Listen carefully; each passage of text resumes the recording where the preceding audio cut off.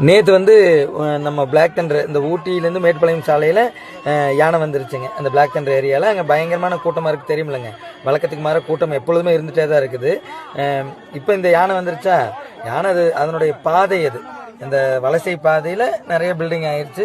அது பயங்கரமாக தடுமாறுது. அது கன்ஃபியூஸ் ஆயிரும், கிட்டத்தட்ட பைத்தியமே பிடிச்சிக்கும். இப்படி நிறைய மனுஷங்களை பார்த்தா அது மனிதர்களே பார்க்கக்கூடாதுன்னு காட்டுக்குள்ளே சுற்றிட்டு இருக்கிறதுக்கு மனுஷங்களை பார்த்தா அது ஒரு மாதிரி ஆயிரும் இல்லைங்க. அதுக்கு பைத்தியம் பிடிச்ச மனநிலையில் இருக்கும். அதை பிடிச்சிட்டு என்ன சொல்லிடுவோம் தெரியுமா? இன்னைக்கு நாளைக்கு வரும் பாருங்க பேப்பரில், கொடூர யானை, யானைகள் அட்டகாசம், ஏதாவது ஒரு கொம்பன்னு பேர் வச்சு இந்த மாதிரி ஒரு துளி தவறி இருந்தால் நிறைய உயிர் போயிருக்கும். இதுக்கு வனத்துறையினர் நடவடிக்கை எடுக்கணும்னா வனத்துறையினர் நம்மளை தான் பிடிச்சி மிதிக்கணும். பாருங்க, இது இவ்வளோ கூட்டம் இருந்தால் என்னங்க மண்ணு அது?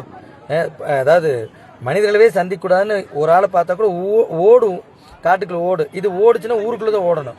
இப்படி ஒரு சூழல் இருக்குது. அந்த பகுதியில் கொஞ்சம் இடத்தெல்லாம் சரிப்படுத்தி வலசை பாதையை மறுபடியும் மாற்றணும். வேறு வழியே கிடையாதுங்க.